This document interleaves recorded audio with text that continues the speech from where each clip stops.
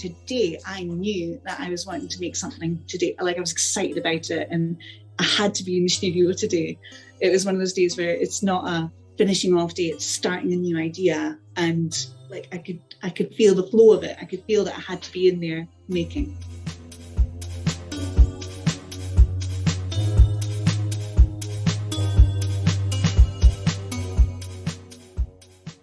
Welcome to the Flying Fruit Bowl, a platform dedicated to the discussion and exploration of art and creative process.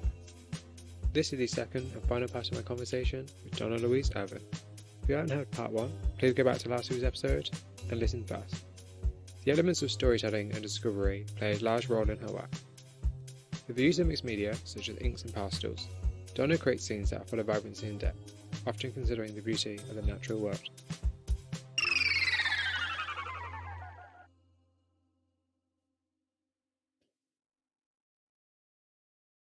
That's so interesting to kind of be able to kind of be so involved in the place you live in. I think that's really nice. And that's really, really interesting, actually. And I wonder if it's because you live in a more rural place, you have the kind of, not flexibility necessarily, but the kind of opportunity to do that. I think with the city, you know, it's hard, it's easy it's easy to feel like you don't own anything in a city because everything's always kind of expanding and constructing, things are being constructed. So I'm kind of curious, because, it's interesting. You said you've spoken about, how you live on a hill and, you have you can leave your house and, you're in beautiful landscape. And it's like, I don't know, that kind of sense of ownership is something that's actually kind of quite fascinating. Whether or not you own it. That's true.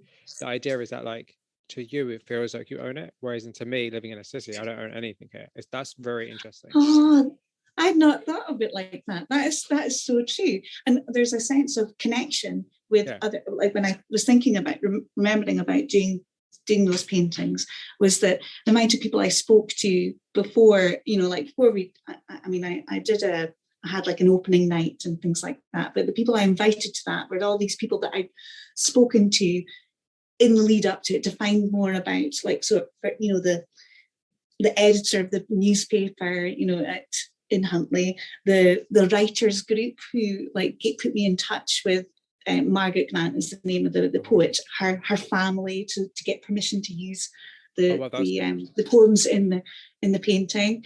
And it felt like these lovely, as you say, there's an ownership and my ownership. I suppose there was a sense of ownership of this is somewhere where my children have gone to school, and this is somewhere where I walk the streets and now I see it from where the birds do, there was a lot of connections and research, but also, as you say, a sense of that you have some kind of claim on that. That's very true. I hadn't thought of it like that because I've not grown up in a city. I haven't lived for a long time in a city. That's, to me, that's so strange. It's I always kind of wonder because I think it's kind of funny because the idea of living in a rural place or living in the countryside is a lot of people's kind of dream. They'd love to do that.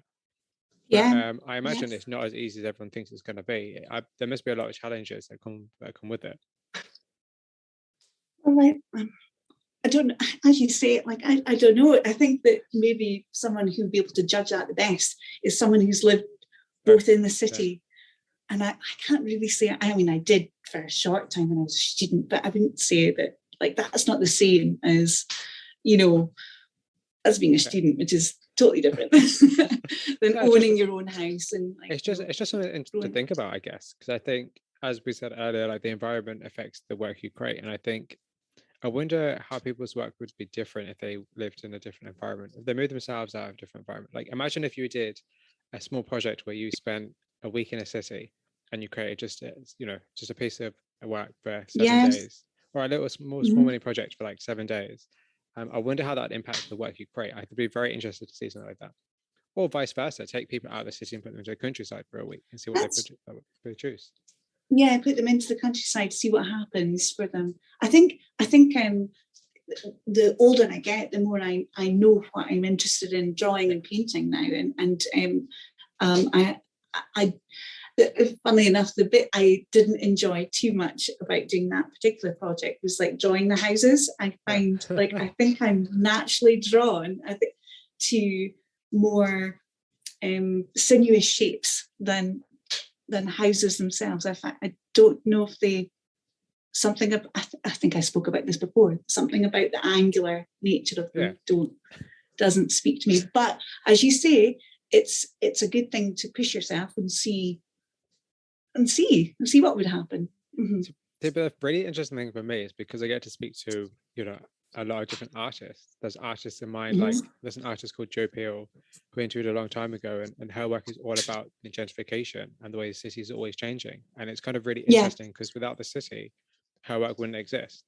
And the way you're passionate about, you know, Scotland and the landscapes you paint, she's passionate about the city. It's kind of nice to see you're both very different. You're both producing really great art, and you're producing kind of like very different things with very different people for very different audiences for very different purposes.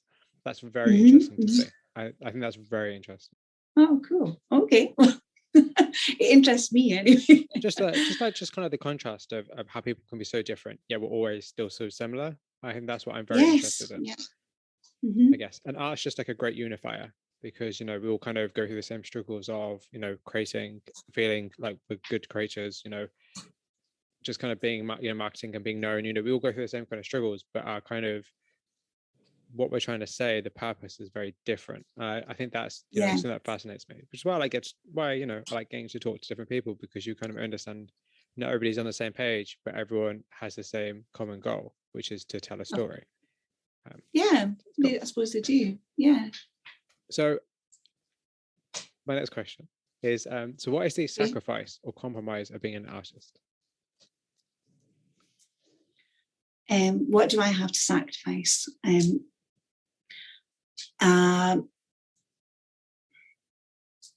There's a few. The thing that comes into my head the first is, because I don't like creating with anyone else. I like being on my own to make things. And so the sacrifice I have to make is spending time with anyone else. It's always about, I have to be in that zone alone. And so it's a case of compromising how I can get balance in my life with all the other things that are important, as in my husband, my kids, and their lives as well, you know, like balancing that. So that is probably the hardest bit. And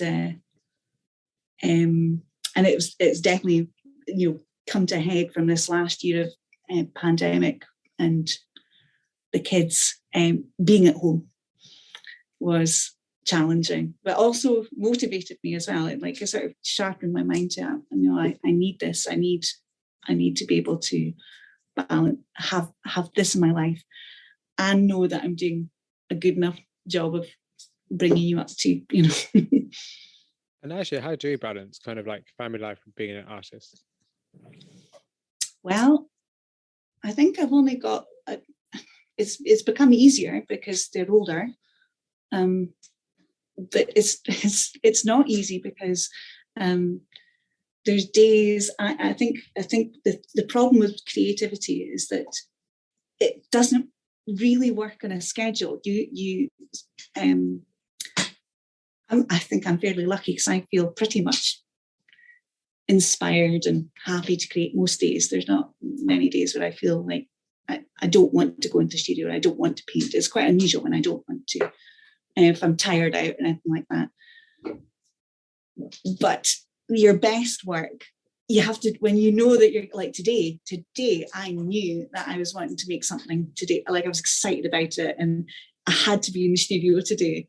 It was one of those days where it's not a finishing off day, it's starting a new idea. And like, I could feel the flow of it. I could feel that I had to be in there making, and that doesn't, and you have to strike while the iron's hot. And that's the really tricky bit, when, you know, when the kids need you to, or like my daughter wasn't well yesterday, so those things have to come first.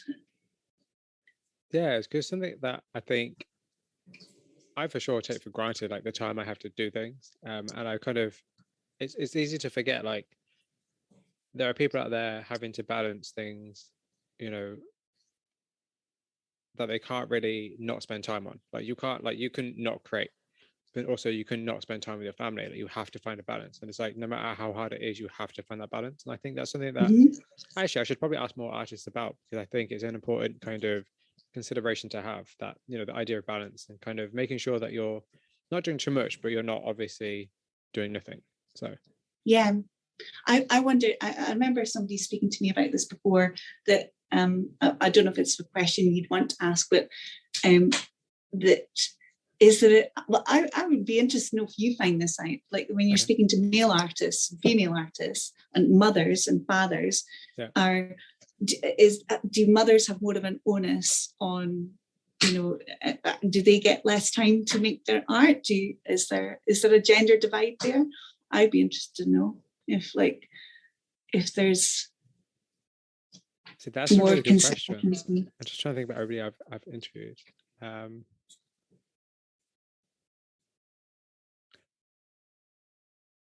To be honest, most people I've interviewed have kind of similar to you. He's just said, you know, oh, they managed to balance it.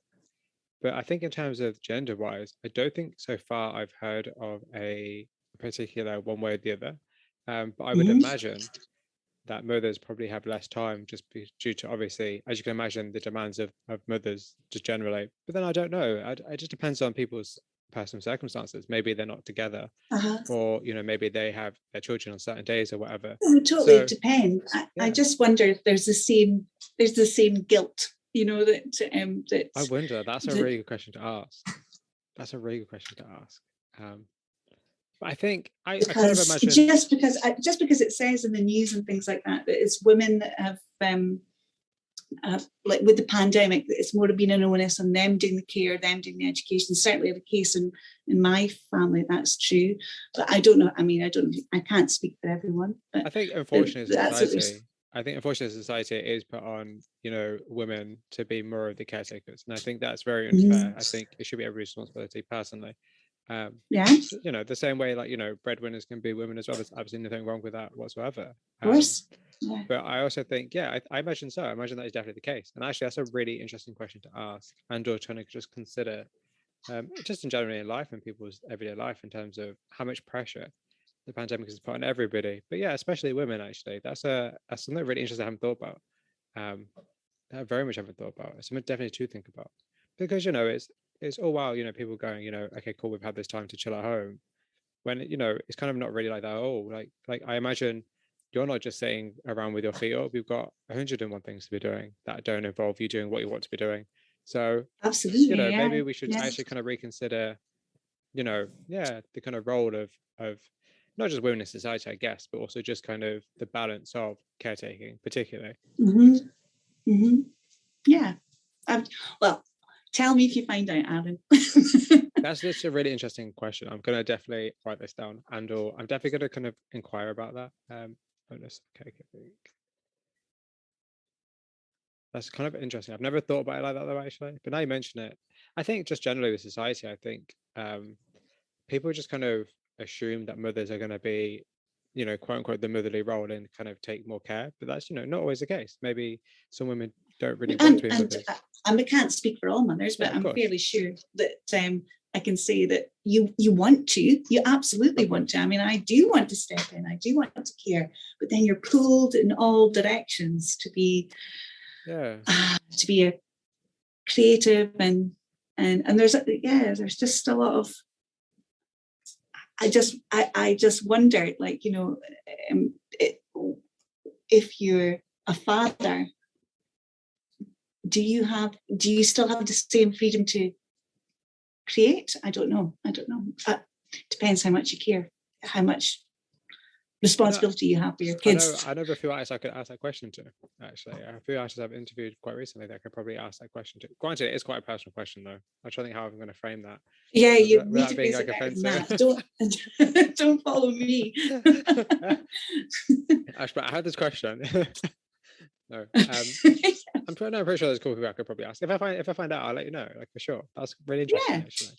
Do it. Yeah, that's interesting. That's a really interesting consideration. It's like, but then I guess it's kind of like,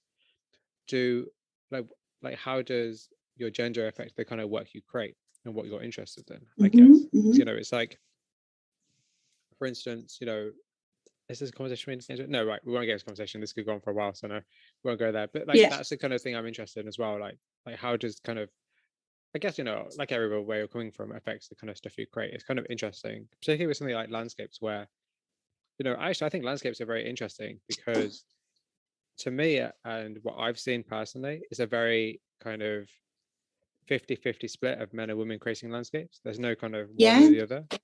And I actually really like that. I think that's really interesting. Some of my favorite landscape painters, like people like Michael Claxton, whose work I absolutely adore. I think his work is incredible. You know, but he's a man, he creates landscapes and he does such an amazing job. And it's kind of interesting because I think a lot of times landscapes can be seen as very feminine, because, you know, it's about nature, and, you know, sometimes weirdly nature can be seen as feminine. But it's kind of interesting. What are your thoughts on that, actually? What are my thoughts on whether nature is feminine? Like seen as like a feminine subject.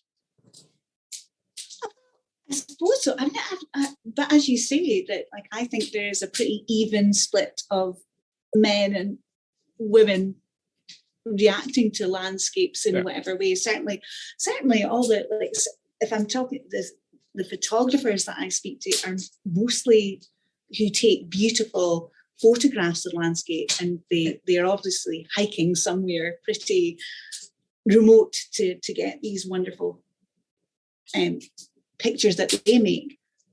A lot of them, I've come across a lot of men taking pictures of landscape. But then if you think of it as a feminine subject, if it was, I don't know what the landscape is, then there's been there's always been men painting women, and the male gaze and of course. So I suppose it makes sense, doesn't it? I suppose it matters to everyone, doesn't it, the place you live. And the male gaze actually segues quite nicely into my next question, which is the idea about the gaze in art in terms of your work. So it's like, do you think that do you have like a particular view in mind when you create your work? Do I have it? No, I don't think I do. It depends. That's not true. If I'm doing a commission, I definitely have the person I'm making the painting for in mind. I want to please them. I want to have captured the energy that, you know, that they're wanting from your view. I'm like, you know, but what I really like to do is to, so I suppose I do think about them, but what I think about doing is surprising them. I like the idea of surprising them in a painting, and surprising myself as well in any landscape I make. I can't remember if I spoke to you about this or not, if I've just written it down, but I read this book about a pieces of music, and how like a good piece of music has to have an element of surprise in it. Like the ones you like the best, like any classical piece or anything like that, it has something that your brain anticipates what's going to happen with the patterns that you're listening to in your processing.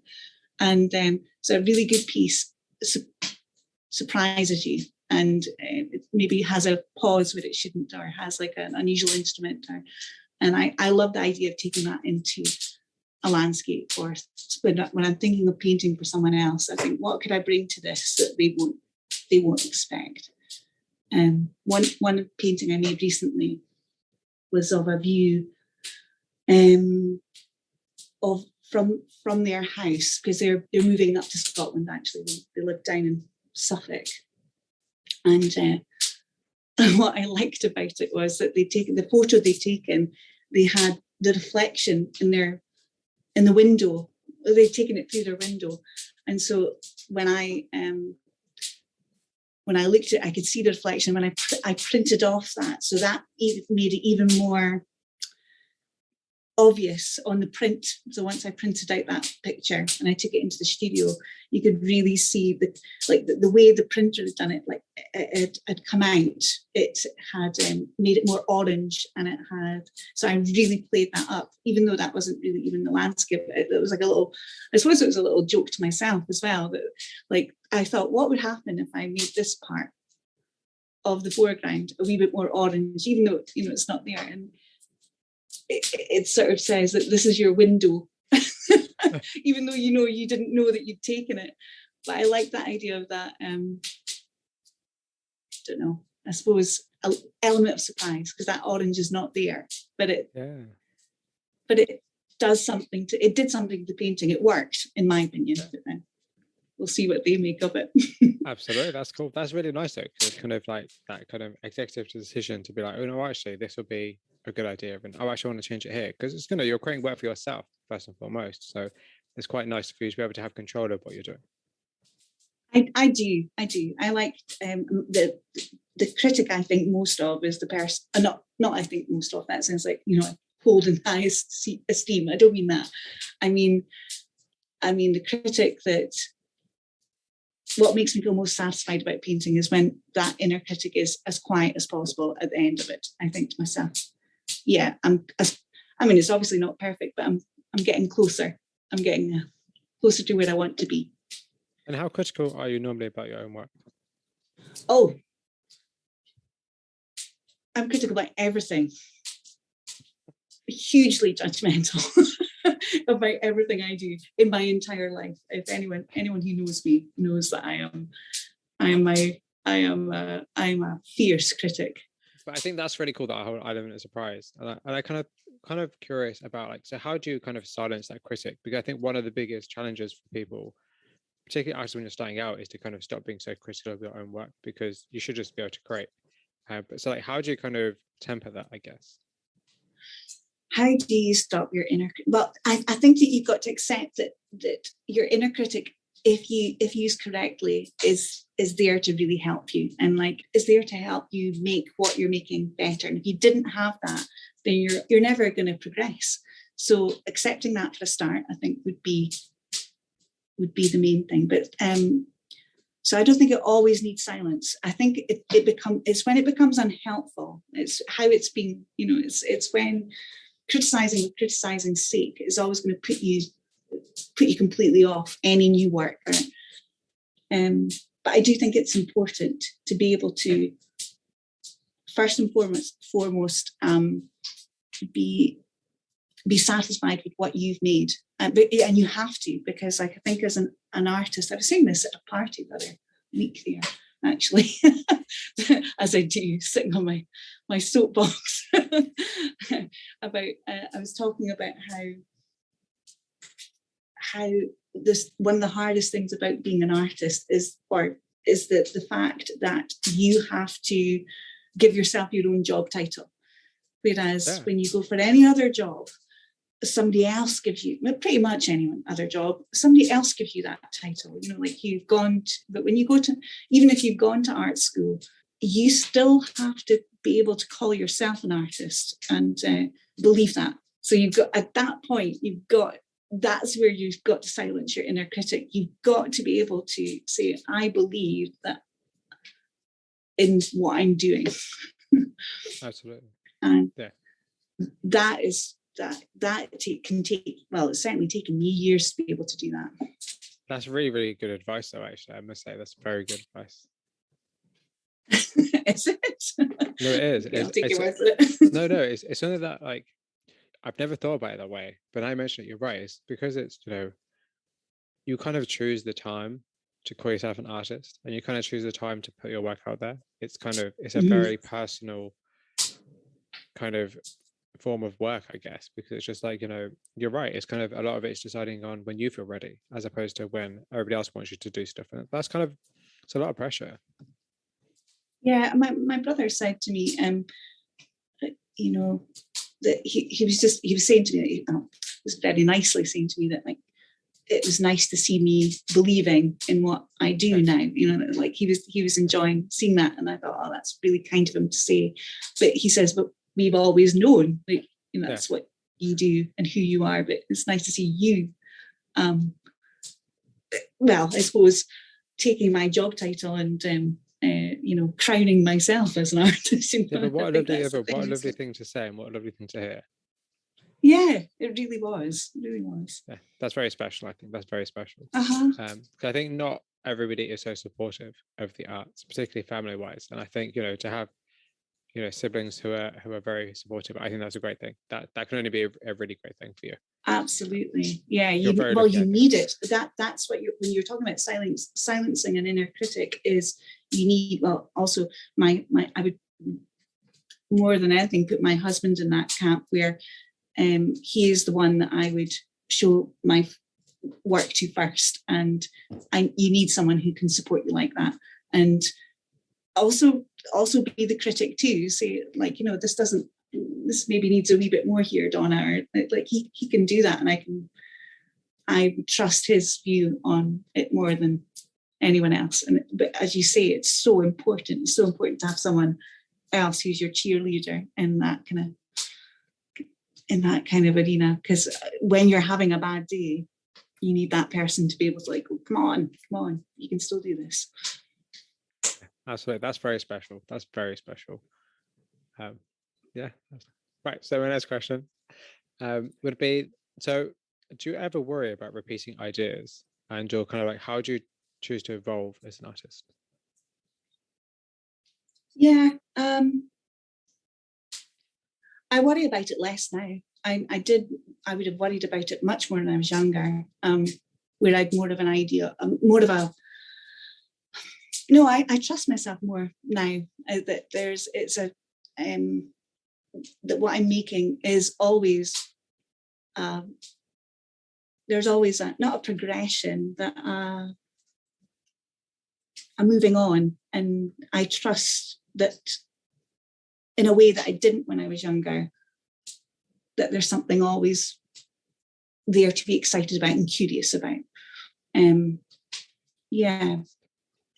Repetition of ideas.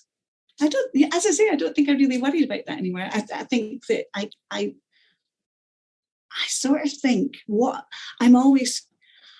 I'd read this book about Big Magic, it was called, and Elizabeth Gilbert, who wrote it, was saying that if you have a bad patch, that you should just find what you're curious about. And I think that I'm always curious about something. And now as I get older, I think that when I look back at like my journals and my diaries and things like that, you just naturally become interested in different things, and your life changes. And I now trust that that's always going to be the case. So I'm not really too worried about repeating things. I think of like things like Monet and his haystacks and painting he painted the same scenes over and over again, and they were always different. The landscape is so changeable that and there's so many out there. Yeah, that's true. There's so much to paint that it's not something I really worry about. So I want to talk a little bit about exhibiting your work and kind of the idea of exhibiting art. So like, how did you get into exhibiting your work? And at what point did you know your work was good enough to exhibit? I still don't know what's good enough to exhibit. That is an ongoing process. I think that you have to. It's again back to that unshakable belief that you need to have in yourself. Once you call yourself an artist, you've already decided that what you've made is worth showing people. I think that because you've already decided that other people should see it. And so then the exciting part is how do you do that, and where do you do that, and how does your work interplay in a different space? Those are all really interesting things to explore. Something I'd really like to do more of, but this last year has not been when I've been exploring that. This has been more of certainly more of a virtual space, which it has been interesting in itself. Like exhibit that's its own kind of exhibition, actually, like with its own rules. And that's been a really interesting learning curve for me. But so the two questions there was, what was it? Something about? No, I've forgotten the first bit. It's gone. What was the first bit? How do you decide your work is good enough? But I've forgotten your first bit. What was it? It's been a long day. I'm so sorry. I said, how to get into exhibit? Wait, yeah. How to get into exhibiting your work? How did I get into it? did I get into it? I just wanted, I think I just, as I do with a lot of things in my life, I wanted to see, it seemed like the best, when you go to art schools, it's just what's expected of you. I think you know that this is, if you want to be an artist, then you have to exhibit that. I mean, it just is, or you're not an artist. You don't even feel validated, I think, as an artist if you haven't at least tried to exhibit what you've made. Yeah, that's true. I mean, do you think that you could exist as an artist without having to exhibit your work? I don't personally think so. No, I think that, well, no, that's not true. I think you could still be an artist because you'd be calling yourself an artist, but it's like if a tree falls in the wood, isn't it? It's like you need. Well, it's a hugely rewarding part of it is the how someone else interacts with what you've made, that you have no control over, and you hand over the reins to them, how they look at it, if they have it in their own personal space, how it interacts with them. Like if they're sitting with their cup of coffee in the morning looking at your painting, there's this whole other relationship you've made with your work that you would miss out on. And I think that's one of the most special parts of making a painting, is that connection you make with somebody else who loves it. And if you don't ever show it, if you only see it yourself, then you'll never get to make that story. That's a very interesting consideration. That's very interesting. That's also probably personally for me, that's very interesting because I've got a lot of work that I've shot over the last good 5 years that I have not shown anybody. Nobody's seen because I don't know if I like it or not. So that's a kind of a really interesting thing to think about. Like actually, when you put it out there, you don't know what's going to happen, and that's kind of the fun of it. So that's something interesting to think about. Maybe I might just actually post it then. That might be cool. Part of the adventure. That's interesting. It's got me thinking about like, is there any like? This is probably not necessarily a question for you, but I might ask the next person. Unfortunately, they might not like me for this. But is like any like limitations to being an artist? I guess would be something interesting to talk about. Like, at what point do you stop becoming an artist?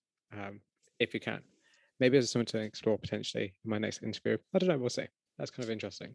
Okay. Just because you said, obviously, when I asked you about if you don't exhibit, are you an artist, and you said you're not too sure, and it kind of got me thinking.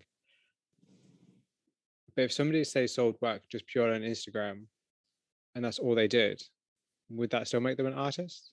I don't know though, because they're not really doing quote unquote the artist kind of lifestyle of exhibiting and stuff. But at the same time, they're technically still an artist. But then I think I think you can do it any way you like. I think you could do it solely through a social media if you wanted to.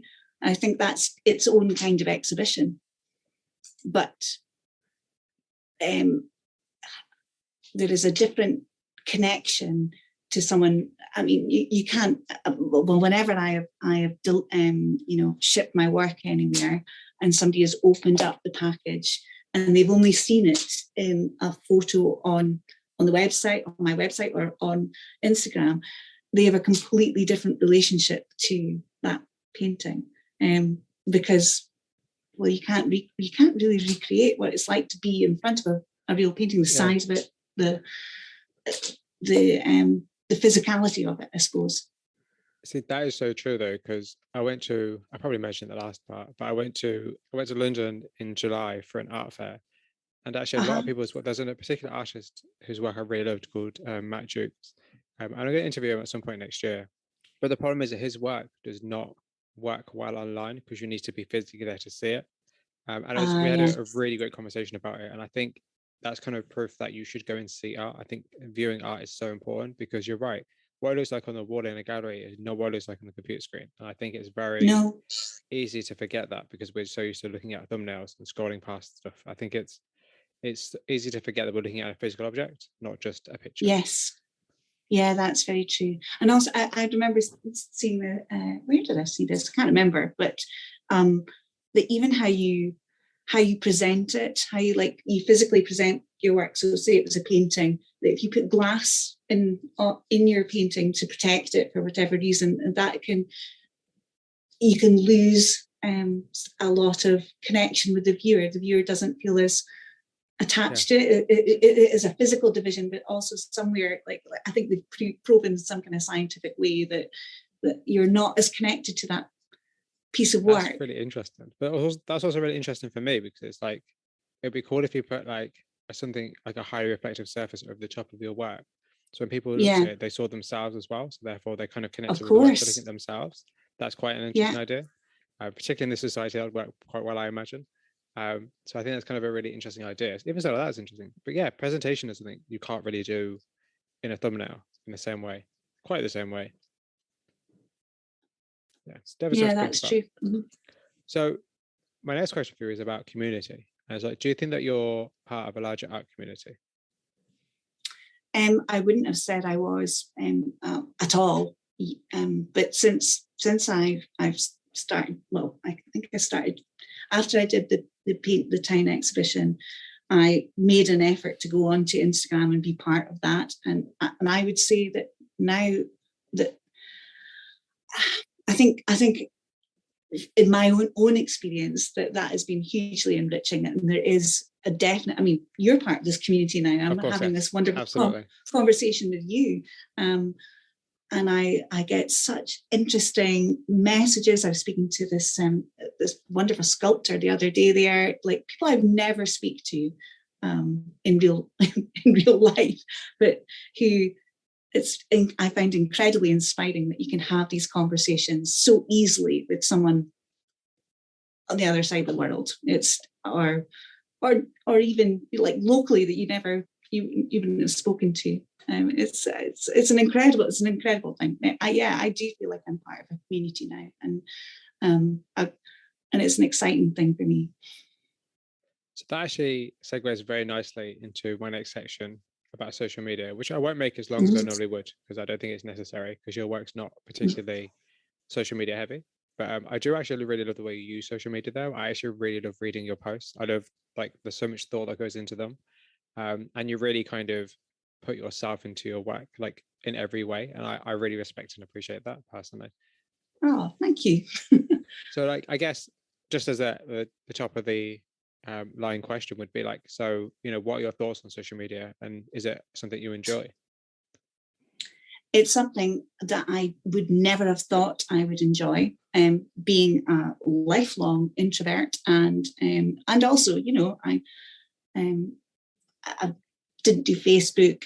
I've never been on anything like that before. But I as I said, I did this. I thought, right, let's see what Instagram's about, and I really, really enjoy it. I see it as an extension now of how I creatively show my work, and as you say, that I enjoy writing about it as well, and the interplay of what you can do with that, like, you know, what you can say about your work.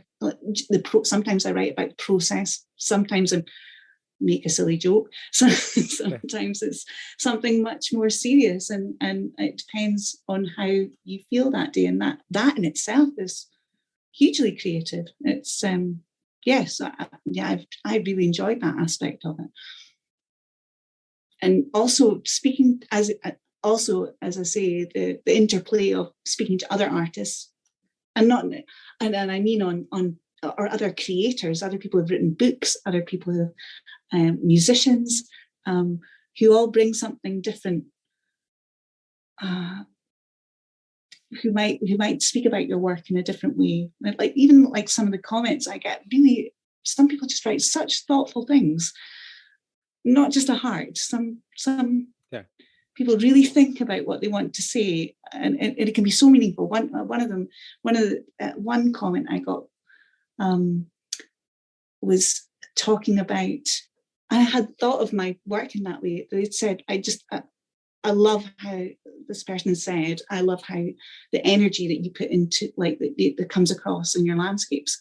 And when I thought of it like that, that is something, it's like a word I wrote up in my studio. It sort of influenced that, because I thought that is what I'm doing. I hadn't put a word to that before. I am looking for the energy in everything I'm painting, and so that actually, sort of directed where I wanted to put my work next. It gave it a label. It gave it a feel to where the next destination, I suppose. That's really amazing though. But like, what kind of feedback do you often get, and what kind of feedback do you like? I get, but as I say, I get some people like write some really thoughtful things about what it means to them, which then you get the immediate reaction of like, oh, I hadn't expected someone to think of that. Sometimes people message me personally. Like the other day, there's somebody a collector. She lives in London and has bought a few of my paintings, and they'd been looking on my website and were saying, like I like this part of it, and it was like proper feedback on what they thought I could improve on, or I could, what they felt would maybe be better for the, like, I don't know. It's just, you have these conversations where some people, as I say, some people, because I suppose you're so accessible with Instagram, that you have these really quite, you can get quite into talking about a painting with someone you've never met before. So it's for an introvert, it's like, it's great. You can think about what you want to say next. and how important is it for you to be accessible?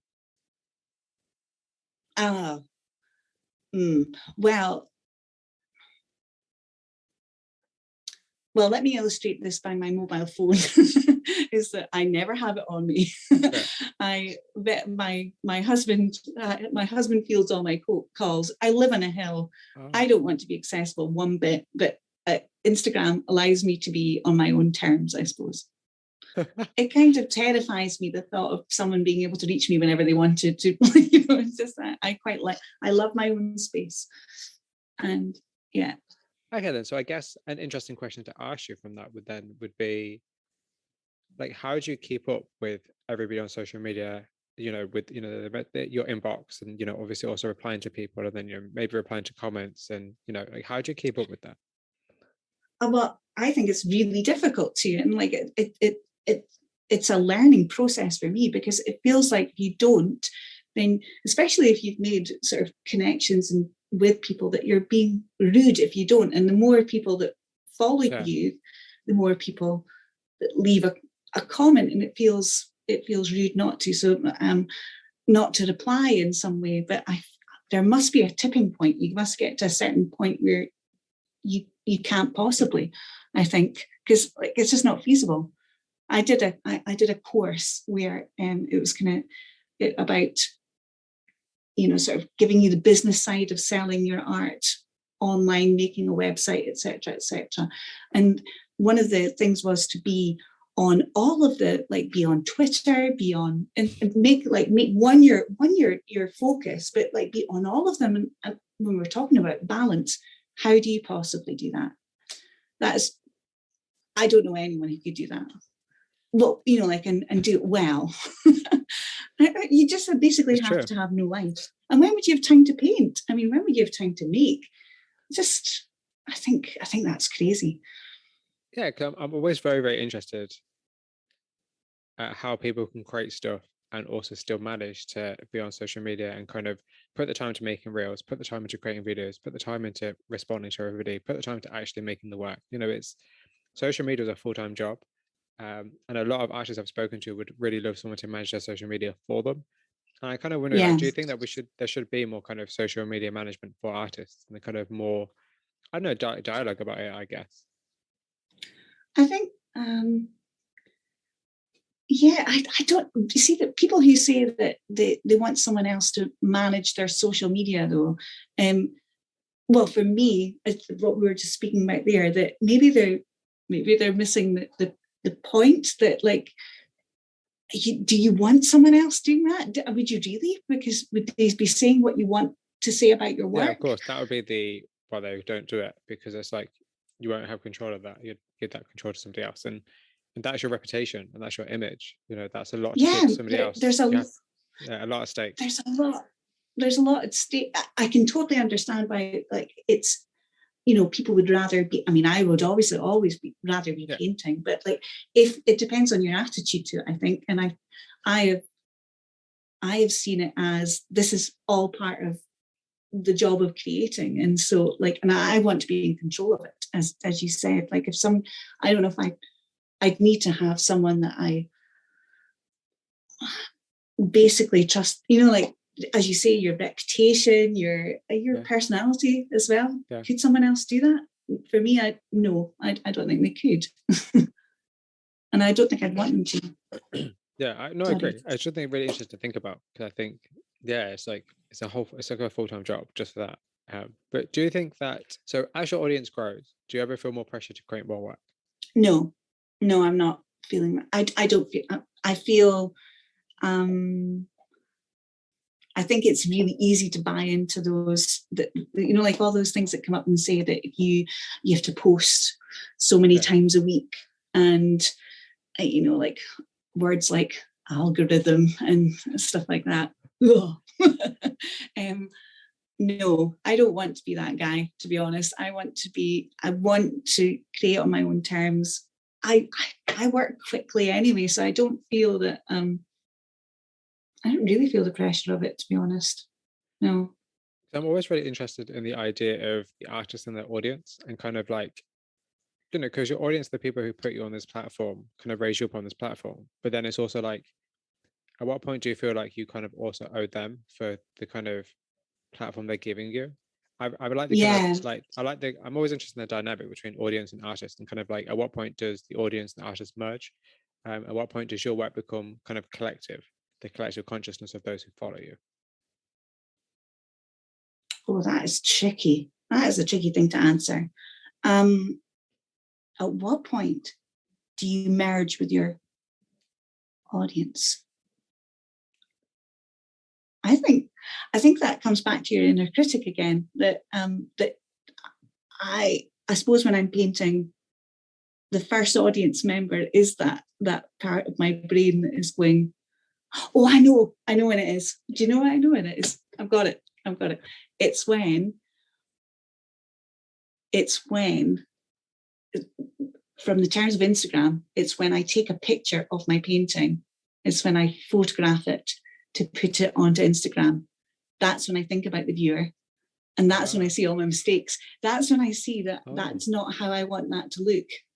And I quite often have taken a picture and go, nah, I'm not putting that up. There's something missing there. It gives me weird, it's like reading your work out loud. When you write something down and you read it to someone else and hear all your mistakes.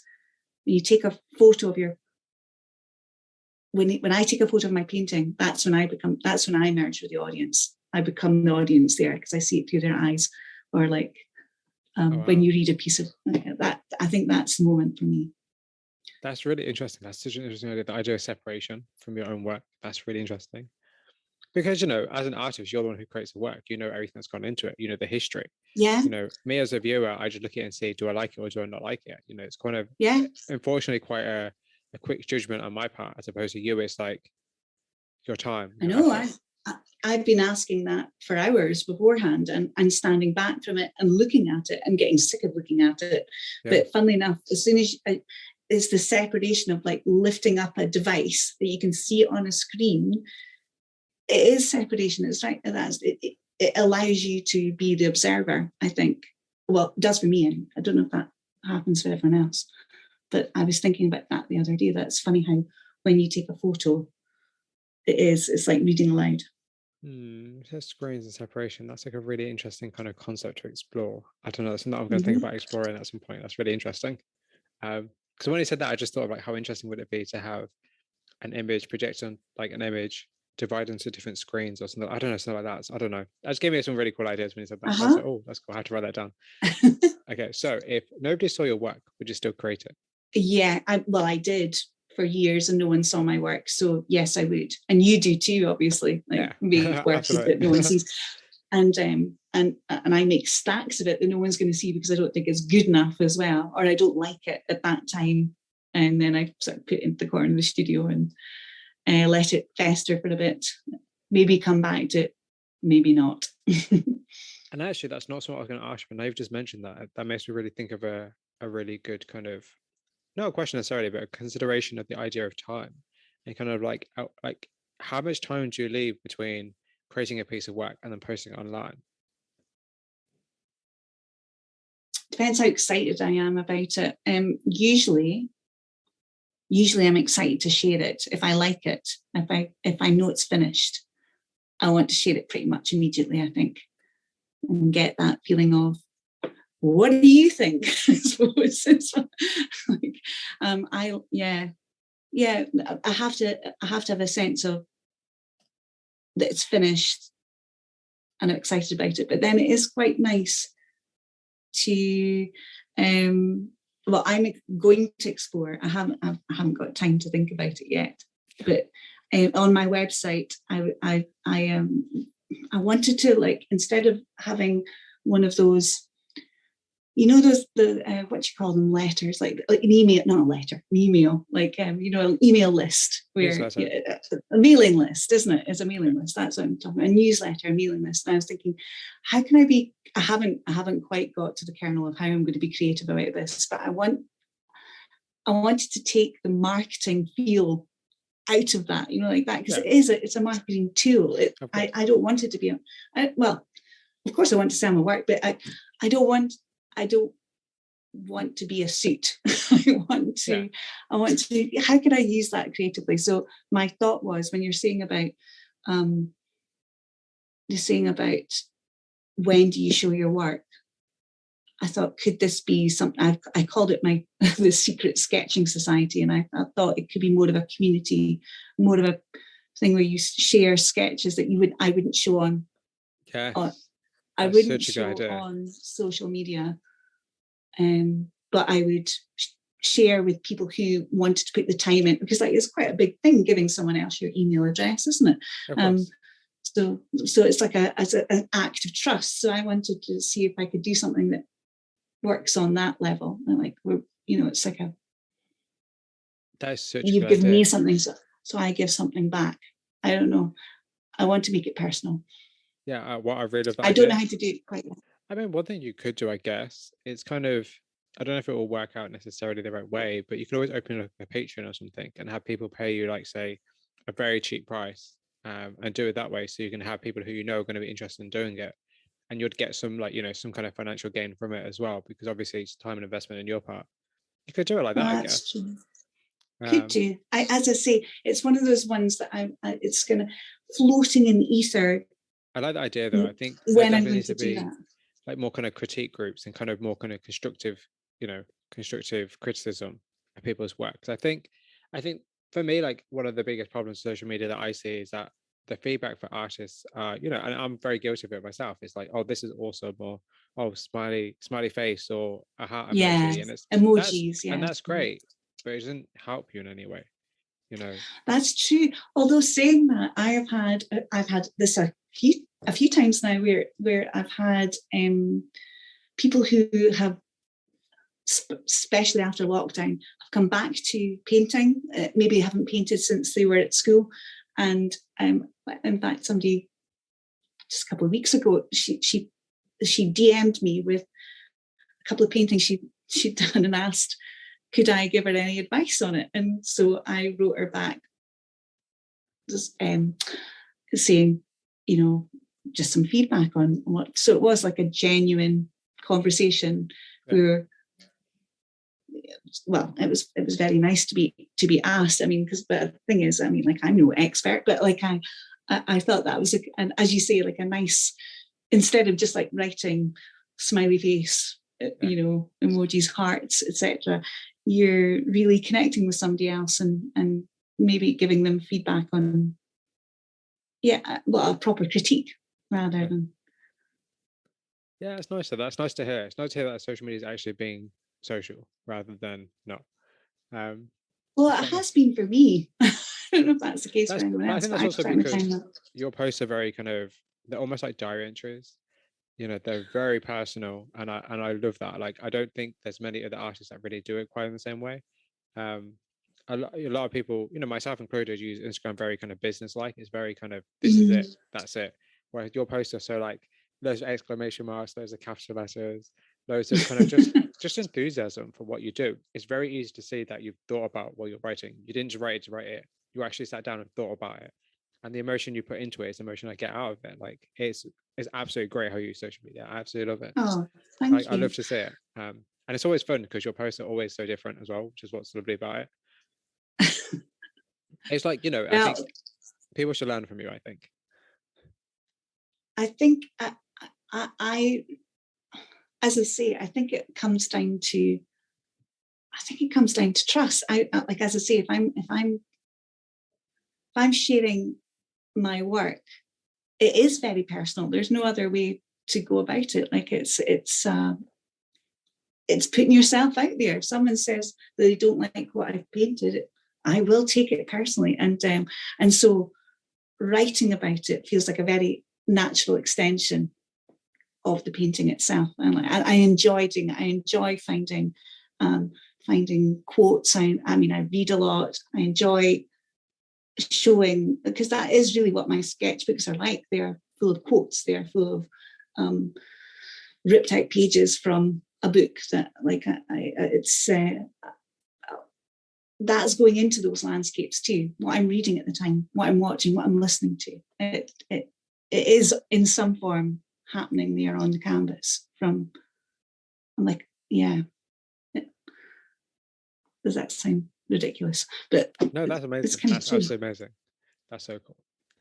So, what does it mean to be a successful artist, and how do you measure the success of your own work?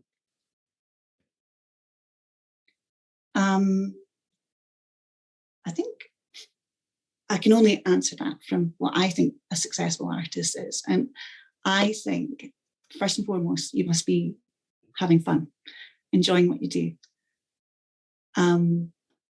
And actually really being proud of what you've made is the first thing of success. And then the next part would be that the next part is that other people agree with you on that, on some level. And what I touched on before is that you make this very brilliant connection with somebody else who wants to have your painting or my painting in their life, and it becomes their painting.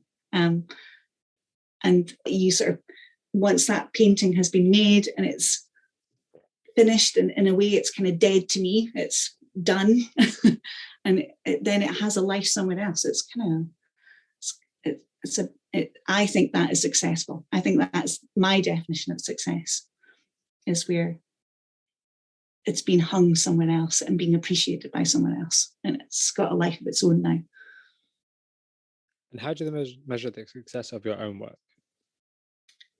I don't know. I do. As I say, it's more of a I don't know.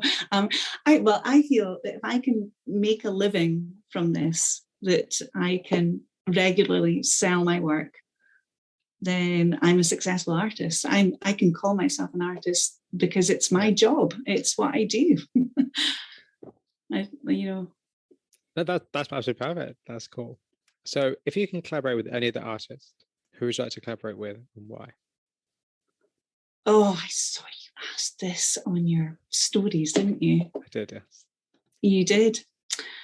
And I thought, what a great question. I should probably think to the answer to that. And I haven't. I haven't. Collaborate with, do you mean in a sense that, like, I exhibit with them, or create a piece of work with them? Do you mean make a piece together? Yes. Or if you want to exhibit with them, that's perfectly fine as well, actually.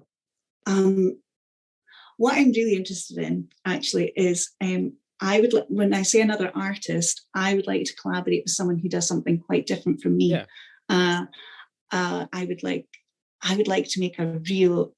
It's so interesting to me, the thought of having an exhibition where it caters to all the senses, so that the whole thing isn't like an emotional experience. So there would be painting, there would be sculpting, there would be music, there would be maybe an element of drama, something that encompasses the whole lot. I think would be, I mean, that would be my idea of like a perfect exhibit that really just was this full on. If I was to collaborate with other artists, I can't think of one who I would, but I would handpick them, and we would have that vision together, wherever they are. So you'd want to create an experience, not an exhibition. Yeah, an exhibition experience. Let's put, yeah. Yeah, that's not. I like that. That's so great. That's such a good idea. That's so interesting.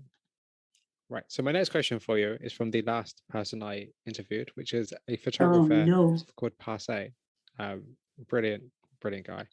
And his question for you, he actually has two, because he saw your working as has two. So the question for you, questions for you, is what inspires your paintings to look the way they do, and what do you think about when you're painting? Now, why do they look like the way they do? It worried me when I was younger that I didn't have a style, or I didn't have that I didn't have that, like I need to find my style.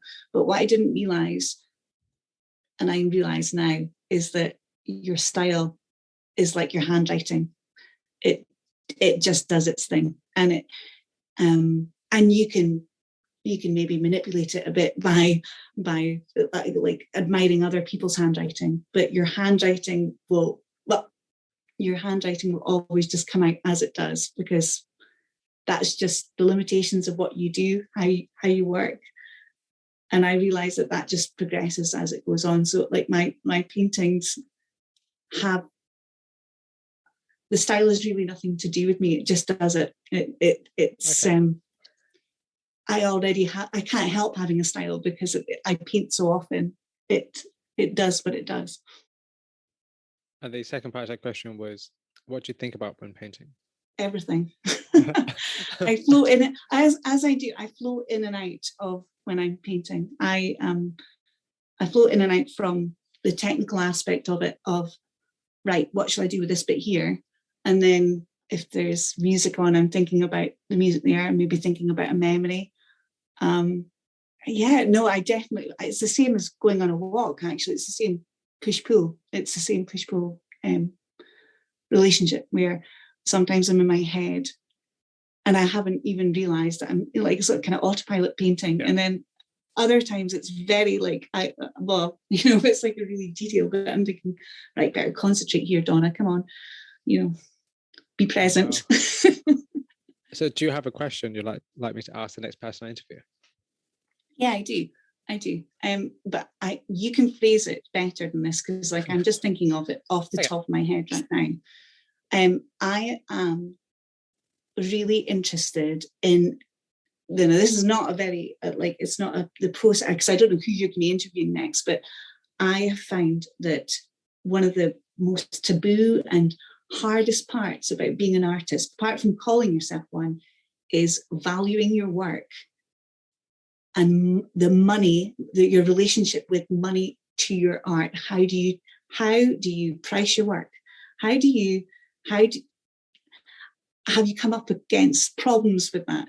Have you like, I know I've come up against prejudices I have about money, about what it is to be an artist, and it comes into your question about what makes a successful artist. And really, what makes a successful artist, I suppose, is it's a job, and it has to pay you at some point. You have to be able to put money in the bank so you can make more art. So that's really funny, because that's actually very much on my mind with the flying free ball at the minute. And that's very interesting. And it's something I love to think about in terms of like art and money, because the whole starving artist trope is a bit tired now. Like, it's not the case. You can make a living off art quite, like, not easily, but you can make a living off art. It's possible. And to be honest, I'm getting very tired of art not being appreciated enough as a career, as a valuable career, a viable career. So I think that's a really good question to ask. The idea about kind of, I didn't think about how to phrase that. There's a question I really like. And I love that. I just love the whole conversation about kind of consumerism and art, and is art a luxury, and kind of how do you go about pricing your work? And I love that kind of conversation. Yes, That's cool. I find it it's a really difficult thing. Are you thinking about, because you have to come across, you have to overcome your own prejudices about money first. And like, that's what I found anyway. I didn't realize that I had such a sticking point about, like, I think there's so many people who, it's either you undervalue your art. It's like, because it feels maybe easy to you to make, or, you know, it feels that you have to suffer. There's this idea of suffering and making money, rather than, because when I paint, it's a pleasurable experience. It's something that fuels me. It's something that a lot of people go to a job they hate, and or a job they're indifferent to, and, you know, they make their money that way. There's just a lot, I don't know, there's a lot of things to overcome first before you can price something you've made. I think that's, first, I think you should definitely have that conversation on social media. I think that'd be so interesting to see. I would love to see what people who follow you say about that. I think that'd be a really interesting conversation to have. So how would you like to develop your practice in the upcoming year? Well, there's at the moment I am, well, my husband and I are building a holiday home about 3 miles from us, and it was designed for the light and the space in it, so that I can exhibit my work in the holiday home. So so that it's how to and we're just about to, well, once it's ready to be photographed, etc. We're building a website for it, and like, I'm wondering how I'm going to interact my art practice with putting it into a physical space, that, and how that can be used in, like, the idea of people coming to stay there and it being their own personal art gallery that has my work in it. Yeah, that's really, really cool. That's really, really cool. So that's what I'm this year is mostly going to be about. I've also been, through social media, speaking to someone who's written a very interesting children's story that I'm trying to respond to through landscape. So that's another thing I'm going to be doing, and so that's on the horizon as well. And I'm wanting to, I've got a lovely guy, photographer, who works in Sweden. He and I are going to do some kind of collaboration as well. So that's in the pipeline too. So I guess my next question, which is the second to last question, you might have just covered it, but I'll ask you anyway, is what are you currently working on? And then this last question would be, and where can people find more about you and your work? Well, I'm currently doing a huge commission that is going to be, that I'm planning on putting song lyrics through. It's like a woodland scene. So it's a big canvas. To be honest, a little bit scared of this big canvas. It's still in its box. How big is I'm it? sort of warming up. I'm warming up towards it. It's about like kind of 2 meters. Kind of it's 2 meters by a meter. Kind of it's pretty big, and it's so it's So it's still in its box, sort of sitting there like, and I'm warming up by doing perversely, as I always do, tiny little postcard sized paintings that weirdly, I think I was writing about it on Instagram the other day, that I've learned a lot from, because it's allowed me to make mistakes, like big mistakes, because I'm not scared about starting again on a tiny bit of board. And so that has been, I'm going from tiny to, so I think what I'm trying to do is make myself excited about working big again, because it's very restrictive working in such a small way. So I'm hoping that when I open this canvas, I'm going to go, yes, and take out my big palette knives. Yeah, that's amazing. Throw some paint about. That's absolutely amazing, though. I really hope it goes well for you, though. I'm sure it will. Oh, thank you. I'm positive it will. I'm positive it will. But yeah, I hope it does go well, because it's a challenge, because when you have been working for small for so long, yeah, working something bigger requires more time, more patience, kind of just more of a connection to it, I guess, in some ways. So yeah, it does. Yeah. And also the physicality of it means that you have to use your body in a different way too, like a big canvas like that. And I've got to organize my space as well, so it will be a fun experience. So that's what I'm working on just now. And you can find me on Instagram, and you can find me at my website as well, which is www.donnalouiseirvine-artist.co.uk. Is it? I've just made this website, so you maybe need to check me on that. It'll be in the show notes anyway. Yeah. Absolutely. Well, thank you so much, Donna. It's been an absolute pleasure. Oh, you're so nice to talk to. I'm like, I appreciate it.